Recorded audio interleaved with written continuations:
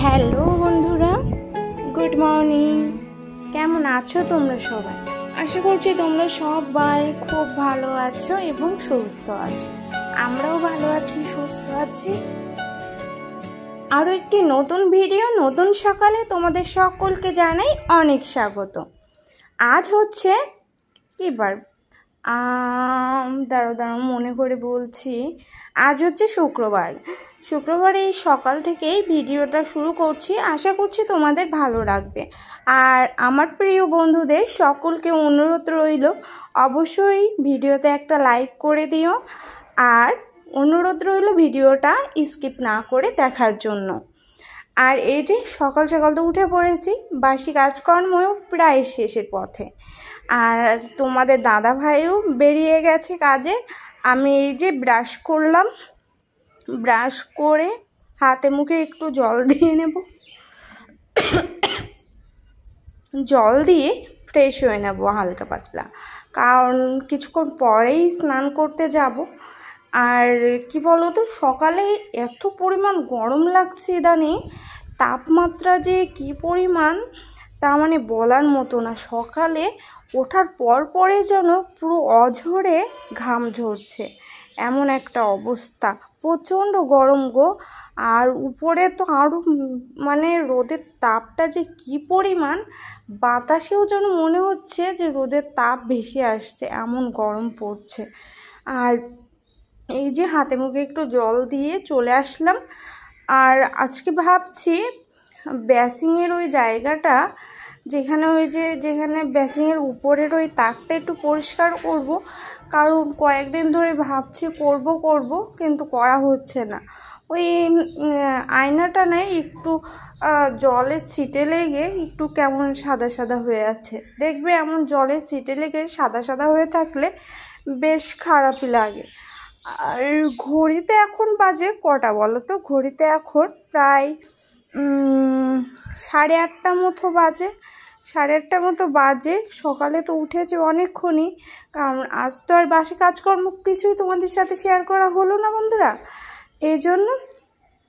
আর সকালে উঠে ক্যামেরাটার জন্য অনই করা হয়নি আজকে। ওই যে কি বলো তো, থেকে না খেয়ালই থাকে না যে ক্যামেরাটা অন করতে হবে। আর সকালে এত পরিমাণ গরম লাগছিল আর শরীরটা তেমন একটা ভালো লাগছিল না, এই জন্যে আর ক্যামেরাটা অন করার কথা মাথায় ছিল না গো।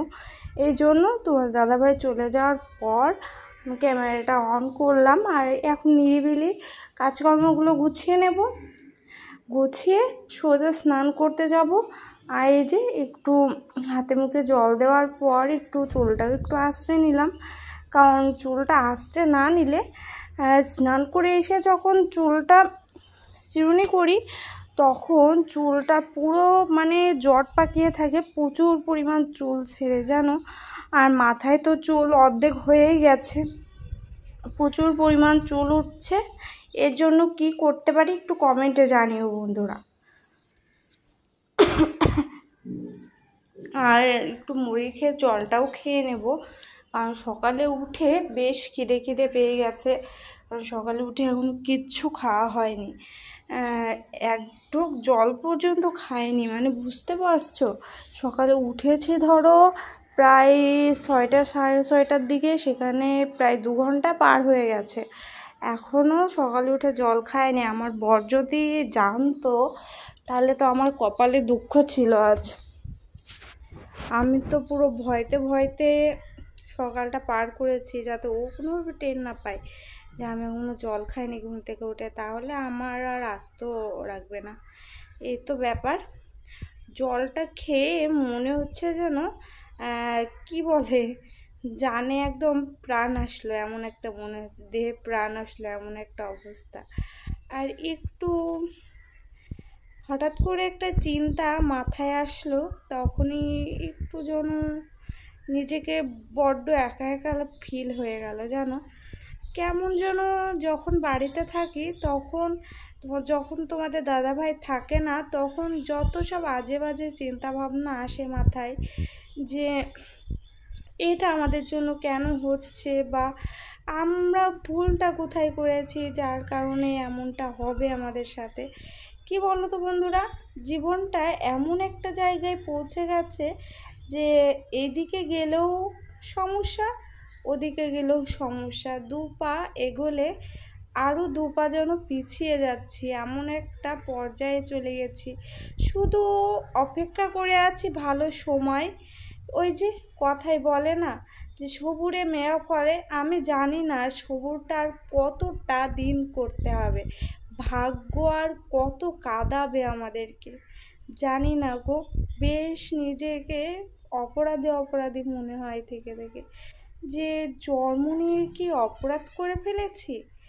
এত কষ্টই যখন পেতে হবে, এত যদি লড়াই করতে হবে, তাহলে কি করে বাঁচবো?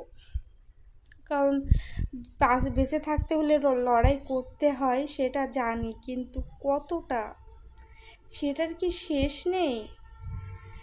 এটাই হচ্ছে কথা। অনেক শক্ত শক্ত কথা বলে ফেললাম, কিছু মনে করো না বন্ধুরা।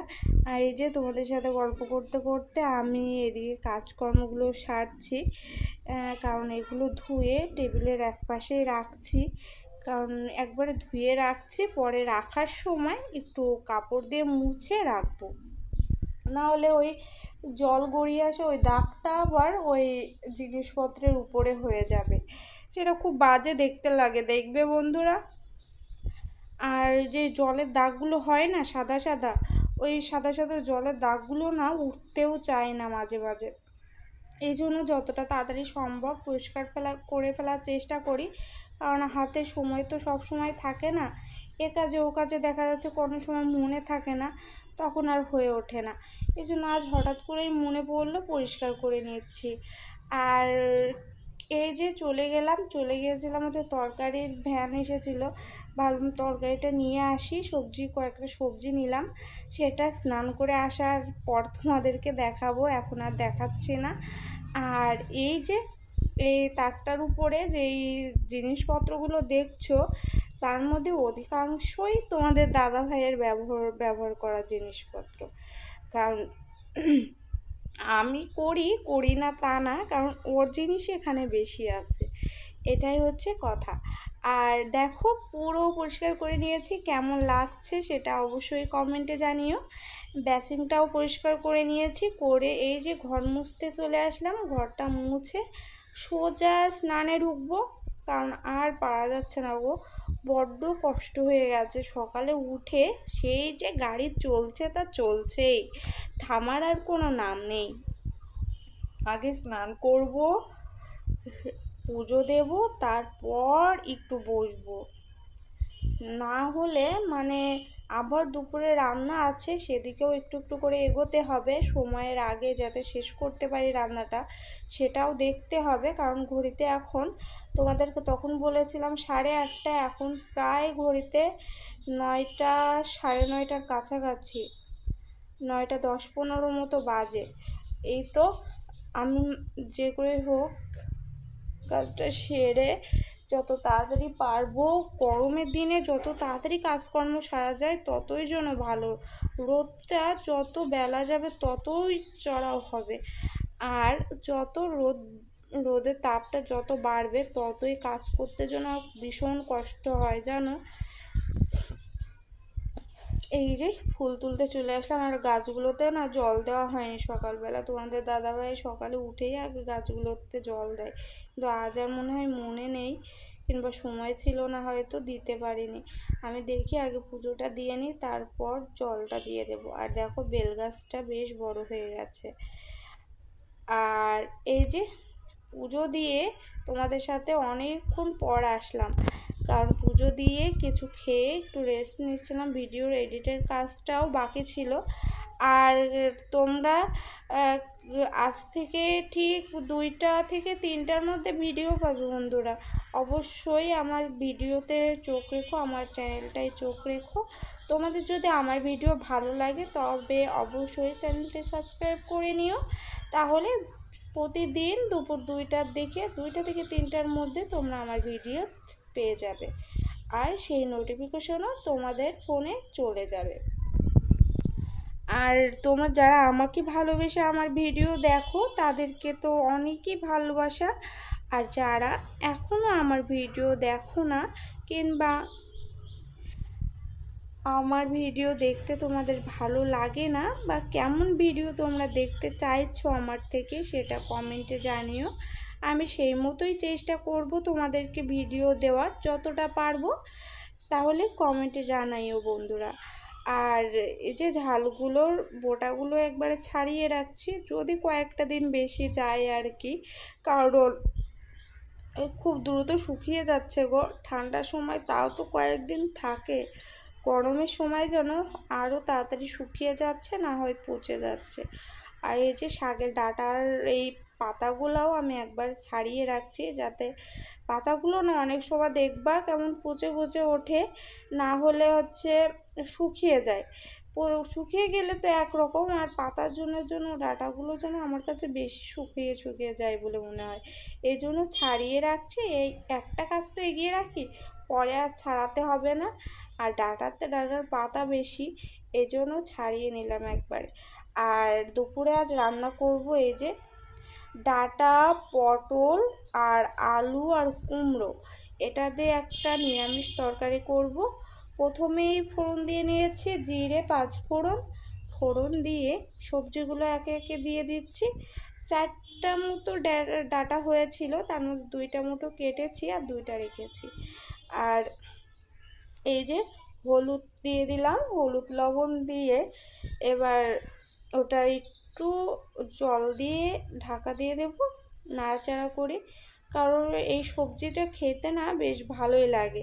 আর ফোড়নে তো জিরে 5 ফোড়ন দিয়েছি, আর 5 ফোড়নের গন্ধটা না বেশ ভালো লাগে, কিন্তু খেতে পারি না গো, তারপরেও দিলাম। একটু নিরামিষ তরকারিতে দেখবে একটু 5 ফোড়ন দিলে বেশ ভালোই লাগে, গন্ধটার জন্য বাড়িটা কেমন মমো করে।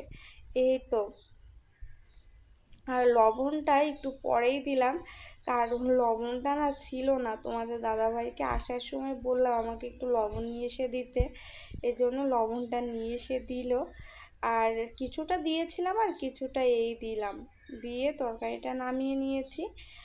আর এই যে পটল দিয়ে আলু দিয়ে করবো মাছের ঝোল। সেই মাছের ঝোলের জন্য আগে পটলটা হালকা লবণ দিয়ে ভেজে নেব, ভেজে নিয়ে তারপর আলুটা ভেজে নেব। একটু ভেজে নিলে দেখবে পটলগুলো বেশ নরম হয়ে যায়। আর যদি ভেজে না রান্না করলে পটলগুলো হালকা পাতলা কেমন যেন শক্ত শক্ত হয়ে থাকে, খেয়াল করবে বন্ধুরা। আর এই যে আলুগুলোও ভাজা করে নিচ্ছি, হালকা ভাজবো, একদমই লাল লাল করে ভেজে নেব। ভেজে নিয়ে তারপর আমি তরকারিটা বসিয়ে দেব। আর কয়েকদিন পর কি 2-1-এর মধ্যেই বাজার করতে হবে কিছু, কারণ অনেক কিছু কিনতে হবে, ডিম কিনতে হবে, চাল কিনতে হবে, ওই মাসকাবারির বাজার। ধরো তোমার দাদাভাই সময় পেলে তো মাসকাবারির বাজারটা একেবারেই করে দেয়, না হলে সময় পায় না ও আর। এই জন্য সব কিছুই প্রায় শেষের পথে, বারন্ত হয়ে গেছে, সব কিছুই প্রায় আনতে হবে। আর এই যে পটলটাও ভেজে নিলাম, 2 পিস পটল কেটেছি, 2 পিস পটল একটু ভাজা করে নিলাম, নিয়ে এই যে মাছের ঝোলটা বসিয়ে দিয়েছি। আর এই তো আজকে রান্না মাছের ঝোল, পটল ভাজা, আর হচ্ছে গেলে ওই সবজির তরকারি। 2-3 রকমের সবজি যে তরকারি করেছি ওটাই হচ্ছে আজকে আমাদের দুপুরের খাবার, গরমে একদমই হালকা পাতলা খাবার।